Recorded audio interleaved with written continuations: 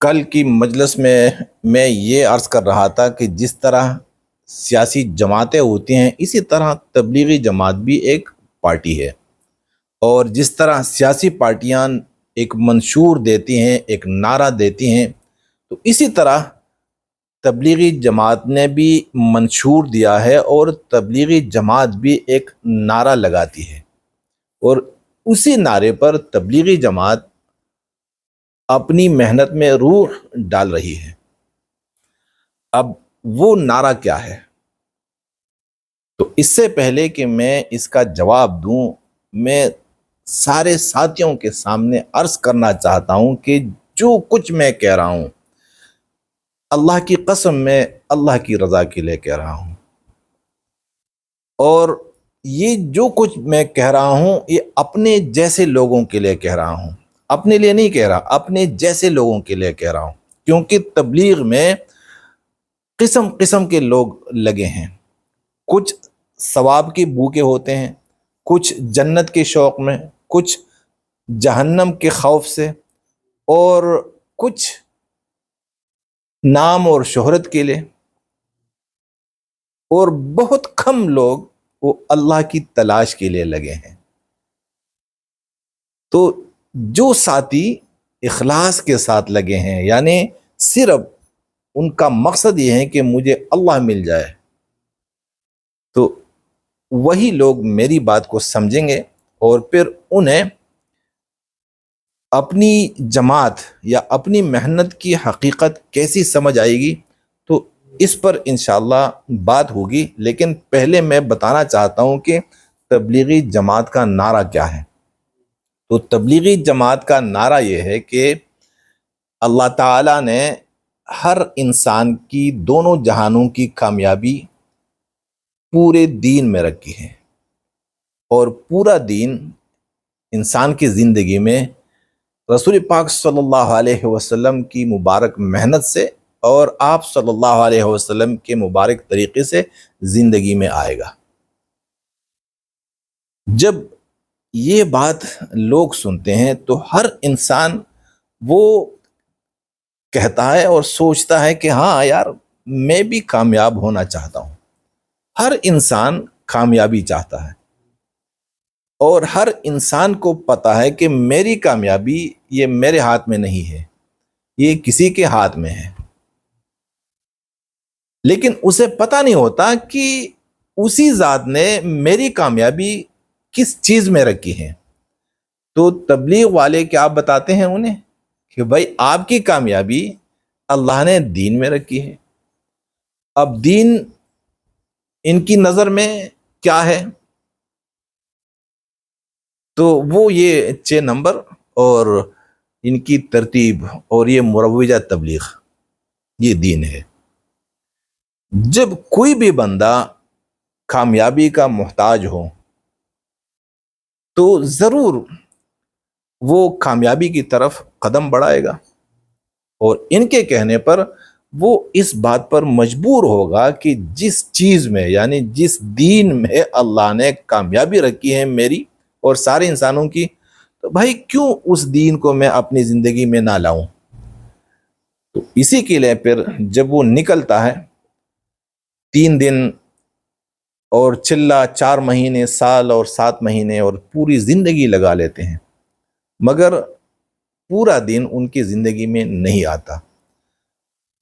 تبلیغی جماعت تو اب 2 حصوں میں تقسیم ہو چکی ہیں۔ دونوں فریقوں میں شروع سے لے کر اب تک ایک بندہ مجھے کوئی نہیں بتا سکتا کہ بھائی ان دونوں فریقوں میں چھوٹے سے لے کر بڑے تک اس بندے کی زندگی میں پورا دین ہے، اور یہ پورا دین اسی مروجہ طریقے سے اس کی زندگی میں آیا ہے۔ آپ نے کسی کو دیکھا ہے، کسی تبلیغی کو، کہ اس کی زندگی میں پورا دین ہے؟ کسی کی زندگی میں پورا دین نہیں ہے۔ یہ داڑھی، پگڑی اور تسبیح، مسواک، کپڑے، بستر، یہ دین نہیں ہے۔ پورا دین تو دور کی بات ہے، یہ دین ہے ہی نہیں۔ تو اس کو اگر کوئی دین سمجھتا ہے تو وہ بیوقوف ہے۔ یہ چیزیں تو آتی ہیں لیکن پورا دین کسی کی زندگی میں نہیں آتا۔ ہمارے ایک استاد تھے، فوت ہو گئے۔ میں ایک دن ان کی زیارت کے لیے گیا اور میں نے ان سے درخواست کی کہ آپ بھی ہمارے ساتھ تبلیغ میں وقت لگا دیجیے گا۔ جب آپ جیسے لوگ نکلیں گے تبلیغ میں تو بہت سارے لوگوں کو فائدہ ہوگا، کیونکہ تبلیغ میں جو چلتے ہیں وہ علم سے بے خبر ہوتے ہیں، نہ عمل اور نہ علم۔ آپ کو اللہ نے علم بھی دیا اور عمل بھی دیا، تو آپ اگر نکلیں گے تو بڑا فائدہ ہوگا۔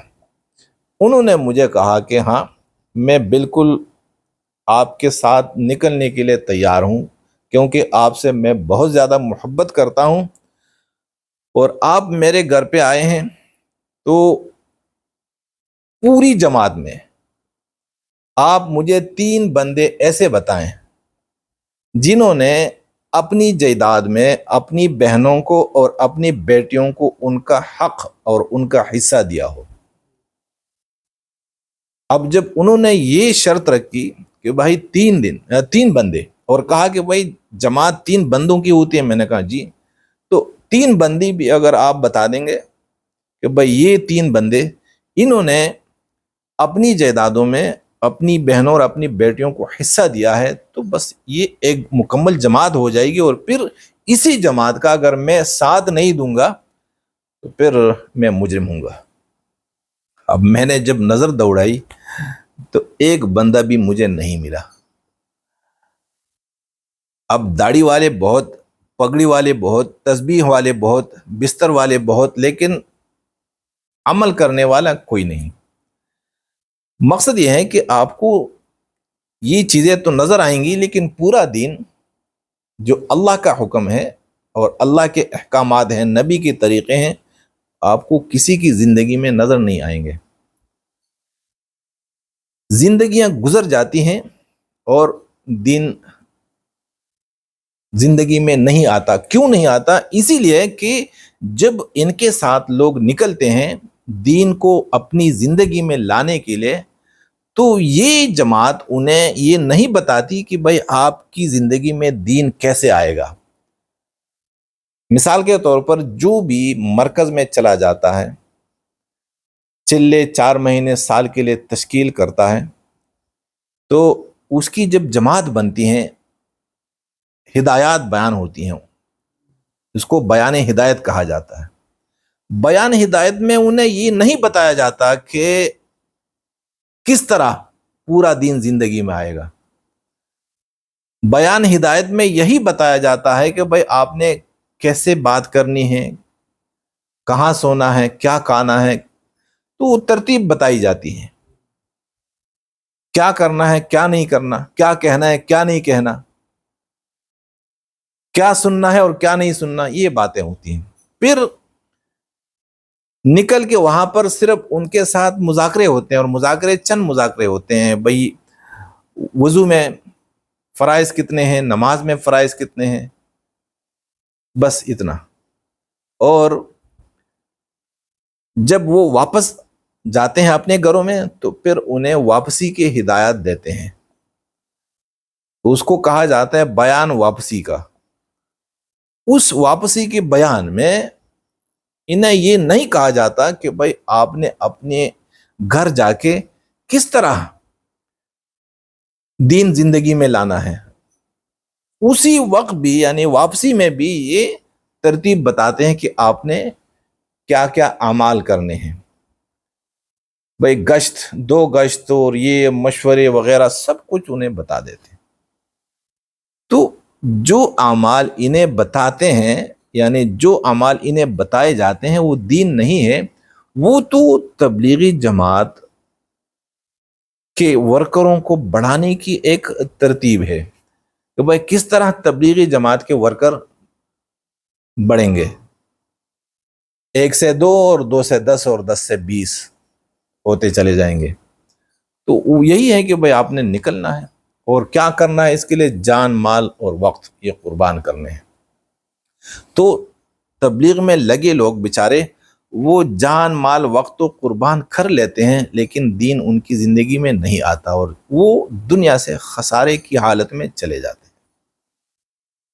تو یہ ان کا ایک نعرہ ہے اور یہ نعرہ بھی پرکشش ہے، اور اسی نعرے سے یہ تبلیغی جماعت اپنی محنت کو آگے بڑھا رہی ہے۔